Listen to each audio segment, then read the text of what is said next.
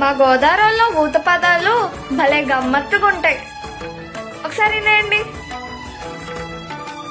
అండి ఏరా ఆయ్ అయ్ బాబోయ్ కస్తరియా ఎలా ఊరు బాబోయ్ అబ్బా అలాగేనండి.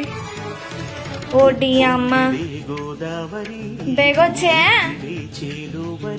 అలా అంతరా నీకు గాడిద గుడ్డేం కాదు గమ్మునరా. మరి ఏంటండి బాబు బల్లెటోరే అబ్బులు అరే బుజ్జిగా ఏండోయ్ ఎలవోయ్ ఓలే భలేవారే.